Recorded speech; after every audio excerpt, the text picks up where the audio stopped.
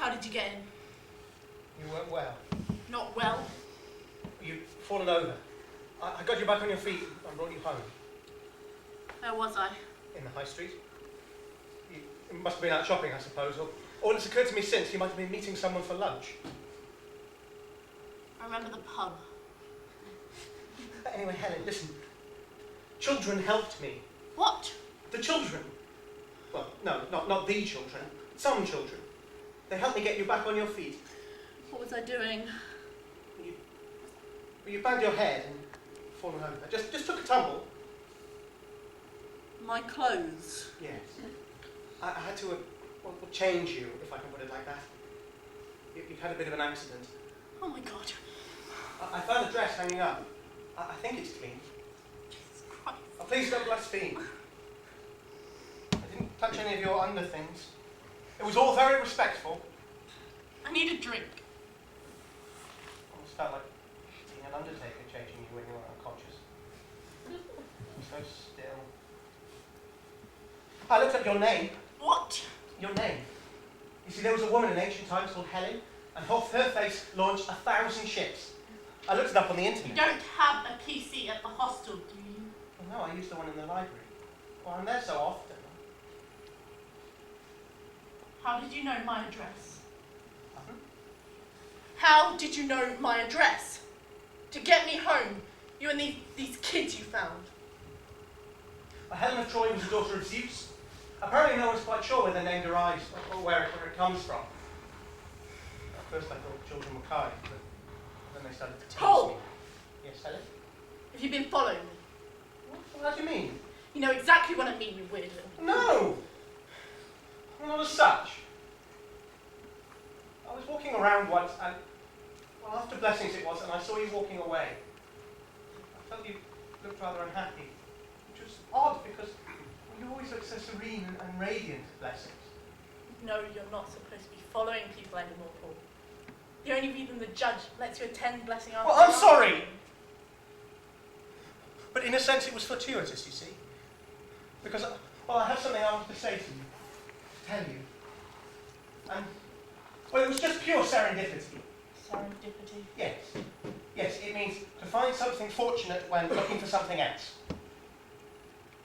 Well, there I was, you see, just walking along, and, well, you were there, in front of me, just lying in the gutter. Well, you were sitting outside the pub, you know, the moon on the water. Well, I've been thinking about you, well, at least not long before, and, well, there you were. The blessed Don't Helen. call me that. Well, that's who you are. Every Sunday, every non-Sunday, when you appear among us at the church. It's not a church. It's a bloody scout hut. You're not supposed to call it the church anymore. There's been an injunction. You know that. You read the papers, don't We you? always said we shouldn't. TV then. You watch telly, don't you? Not much. TV in the hostel was always on the football. Told him he was pushing his luck using kids like that. I believe the children are our future, Helen. I really do believe that. Whatever. While you're here, make yourself useful. See if there's a cider in the fridge, would you? Christ, I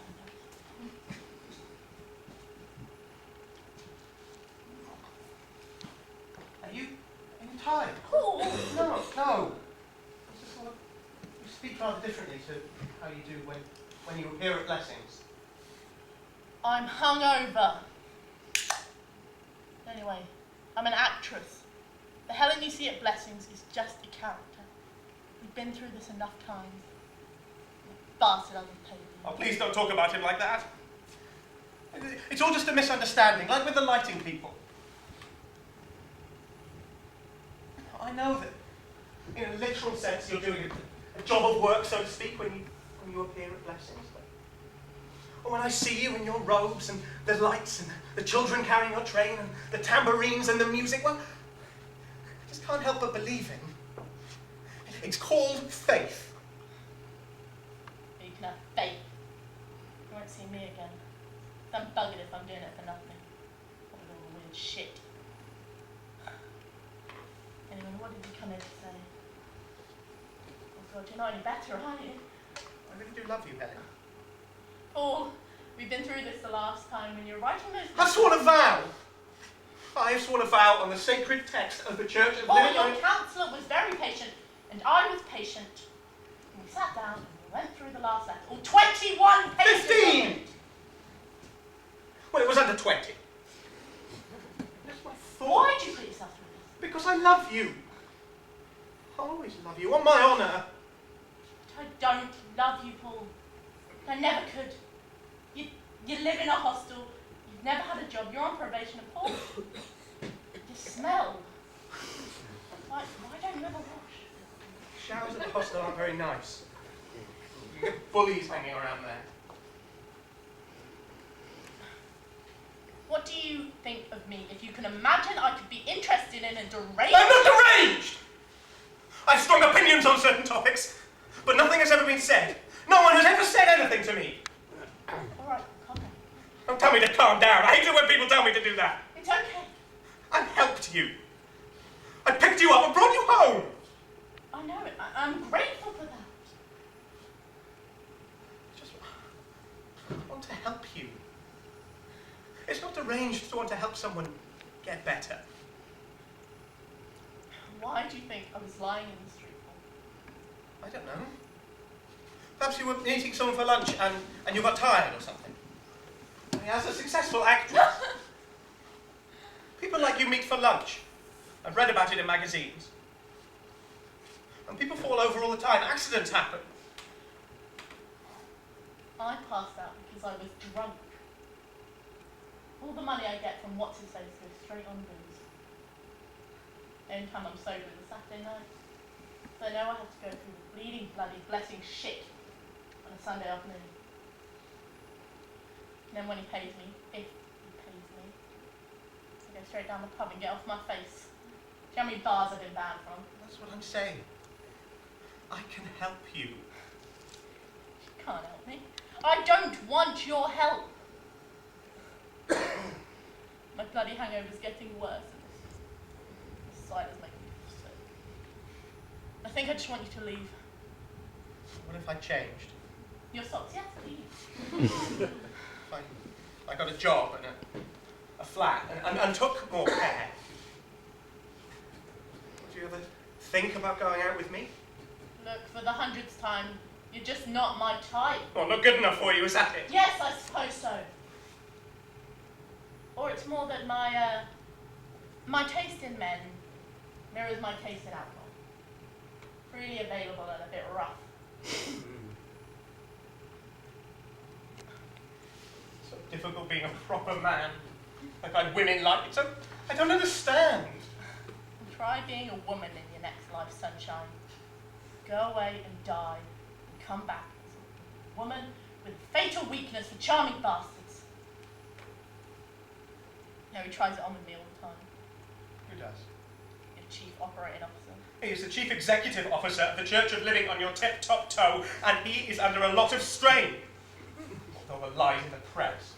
Oh, don't be so sure. Not all lies. Surprisingly accurate, actually. Except about me. I did go to drama school, just never finished.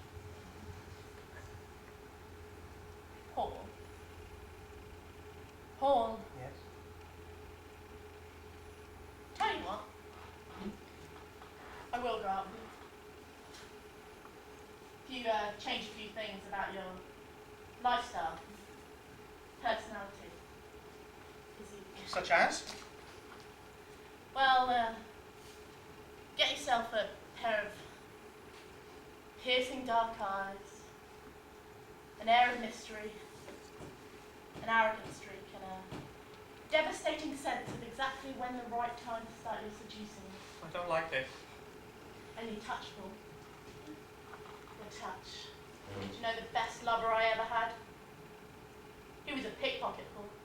His pickpocket hands on my thighs. Stop it. Do you want me to show you? He'd whisper all the dirty words in my ears.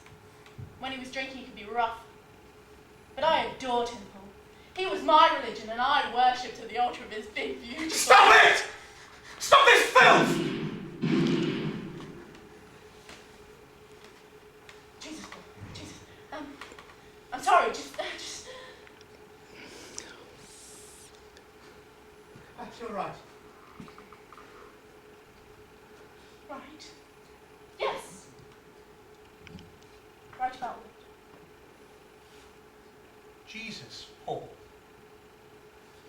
You see, just now when I showed you this, it was like in this little corner of the world, just in this room, it was like a God. Just a little God. Just here, you and me. Yes. That's right, isn't it? I tell you what, let's play a game. You give me the gun, and you can... I'm not more intelligent than you are, Helen. You can lie to me. You can trick me. You will never, ever hurt me. I'll always see it coming. In God's name, are you going to do?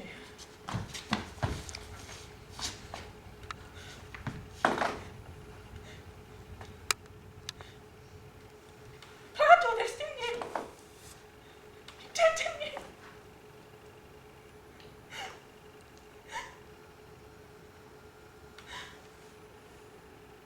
I love gardens. See, when I was little, things weren't very nice, but the garden was. Until it became overgrown. I used to just wander around the streets when they told me I couldn't go in the park. But that was how I found the church. It was raining. I went in to get out of the rain more than anything else. That first day, that first non-Sunday, that was when I knew that Blessings was right for me. When he started talking about the garden in the sky, behind Proxima Centaurus, our nearest star, our friendly star. Do you remember how he used to say that? The story about the spaceship floating up there, quiet in the dark, just beyond the stars. Just waiting to take us away to the garden that's so far away you take all the numbers in the world just to count the miles. And the friendly people who are there waiting for us. They'll forgive us and they'll take care of us, and they're so far superior to us. And we've just got to go there, that's all. Just one step. Just one step and we'll be living on our tip-top toe forever. No, you see, it must be true. How could they build a spaceship if they were superior to us? In every way. It just stands to reason. Oh, why can't you see that? Oh, you, Helen, you. It's just one step. It's just a moment. You can stand anything for a moment.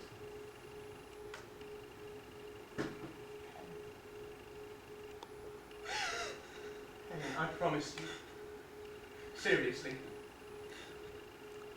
I will keep myself really, really clean for you.